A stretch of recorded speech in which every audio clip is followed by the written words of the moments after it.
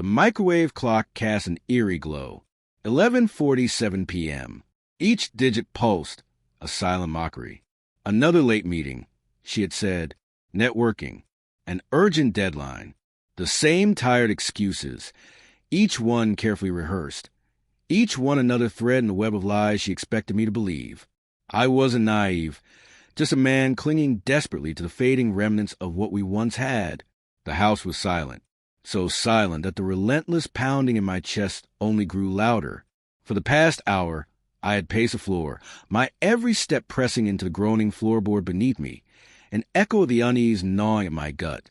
I had replayed every conversation, every missed call, every distracted glance. I even tried to convince myself that maybe, just maybe, it was all in my head. But I knew better. Tonight was different. Tonight, I had proof. A few weeks ago, I installed security cameras under the pretense of rising neighborhood crime. A weak excuse, but a necessary one. I wasn't concerned about the front door or the backyard. No, the camera I truly cared about was a hidden one in the living room, discreetly nestled inside a potted plant. I had told her it was for checking on the dogs while we were away. She had smiled at the suggestion, a smile that felt hollow back then, a smile I now knew was fake. I sat on the couch, gripping the remote with trembling fingers. The television flickered to life, the live security feed appearing on the screen. The living room lay empty, bathed in the dim glow of moonlight filtering through sheer curtains. Then, the front door creaked open. The sound was barely audible, but it sent a jolt through me. A silhouette appeared in the hallway. Her. The shape was familiar, yet suddenly foreign. Her footsteps were too light, too careful. The deliberate steps of someone trying not to be heard. The steps of someone with something to hide. She slipped off her heels near the door, letting them fall carelessly to the floor. Her face wasn't flushed. She didn't look exhausted from a long, grueling meeting. Her hair was slightly messier than when she had left. Her lips, just a shade redder. And then, there it was, the faintest trace of a smirk. Small but undeniable. Triumphant. I pressed pause. Frozen on the screen was a woman I barely recognized anymore. I inhaled sharply, my breath catching in my throat. It was time. For weeks, I had been preparing for this moment, carefully orchestrating my response. Not an outburst, not a confrontation driven by rage, but something colder, more precise, a calculated unraveling of the lies she had so meticulously woven around me. Everything was documented, every whispered phone call, every secret meeting, every fabricated excuse. I had backups of it all, stored on hard drives, uploaded to the cloud, secured in places she would never think to look. My phone buzzed. A message from my sister. Remember what we talked about. Stay strong. A weak smile tugged at the corner of my lips. She knew. She had seen the signs. The growing distance, the flicker of dishonesty in my wife's eyes. She had tried to warn me, but I hadn't listened. I hadn't wanted to. Blinded by a love that had long since died. I pressed play. On the screen, my wife entered the living room. Her gaze landed on the television. Then, she saw it. Her entire body went rigid. Her eyes widened in disbelief. Her lips parted, but no words came out. A shaky hand flew to her mouth as the color drained from her face. She was watching it all unfold. The footage I had pulled from the camera. A time lapse from exactly 1 hour ago.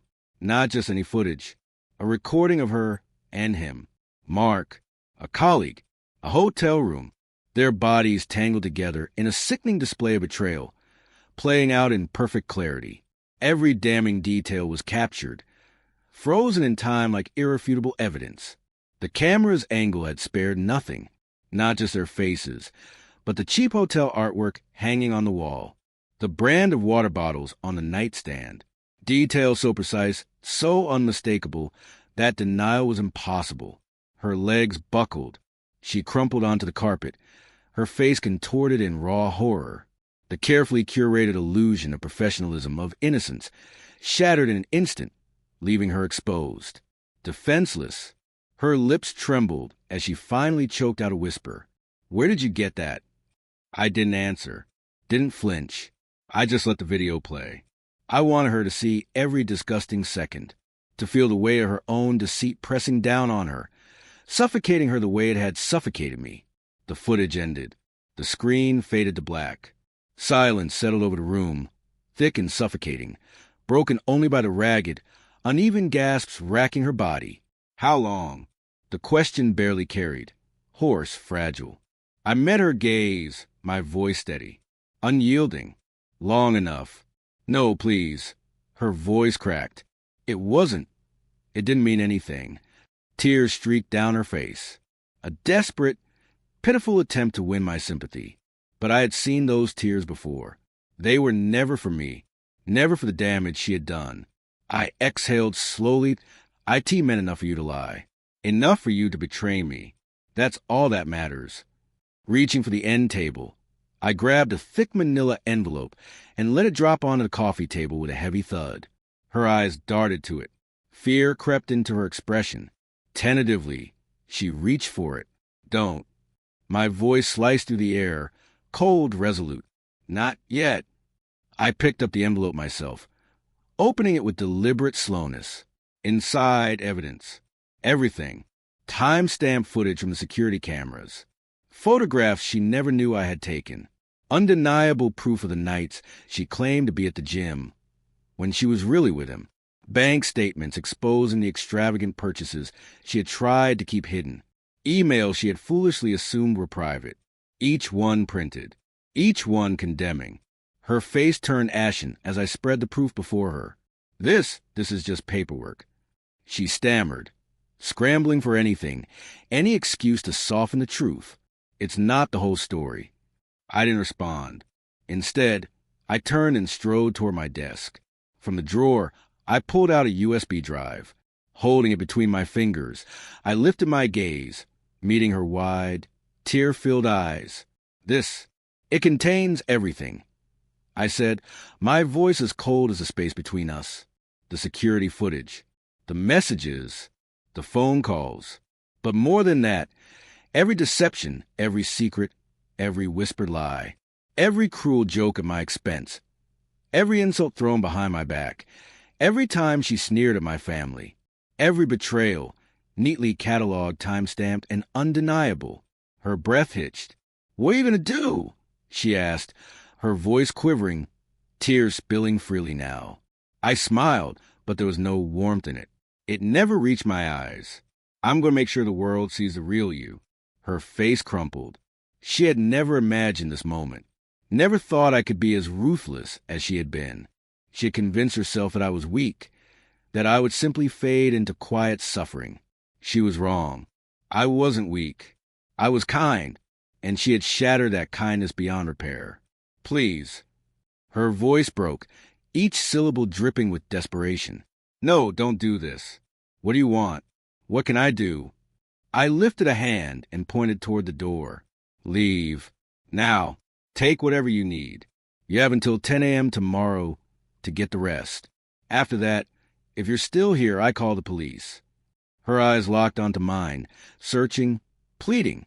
But I was done. She thought she could twist the truth, smooth things over with sweet words and empty promises.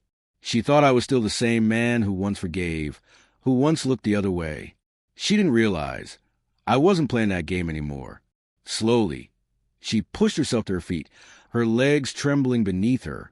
She didn't make another excuse, didn't beg for forgiveness. She just walked to the door, leaving her heels behind, forgotten, discarded, just like the life she had thrown away. I watched her go, waiting for some sense of satisfaction, some feeling of victory. But all I felt was quiet. The anger, the pain, it was still there, but something had shifted. It no longer burned. It no longer consumed. I wasn't celebrating. I was just relieved. Reaching for the remote, I turned off the TV. The security feed vanished into darkness. The silence that followed wasn't suffocating like before. It wasn't the oppressive quiet of betrayal. It was a stillness of closure. My gaze drifted across the house, the place that had once been ours. It felt empty, but for the first time, it also felt clean. I got up, walked into the bedroom, and grabbed a bag. I wasn't staying either. I had a new life to start.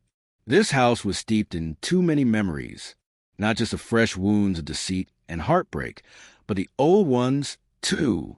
The laughter, the dreams we once built, the whispered promises that had long since crumbled to dust. I didn't want to erase them, but I couldn't live among them anymore. With steady hands, I packed only what mattered: clothes, documents, my laptop, a few essentials. The rest could stay. It no longer felt like mine. It was just a shell of a life I no longer belonged to. My phone buzzed. A message from my sister. "You okay?" I stared at the screen for a moment before typing back. "Yeah, I will be." And I meant it. Walking the front door, I pulled it open. The crisp night air hit me, carrying the scent of approaching rain, fresh and clean, as if the past itself was finally being washed away. For the first time in a long time, I breathed. I locked the door behind me and slipped the key into the mailbox. I had no reason to hold on to it anymore. As I made my way to the car, I didn't glance back. Not at the house. Not at the life I was leaving behind. I didn't need revenge. I just needed freedom.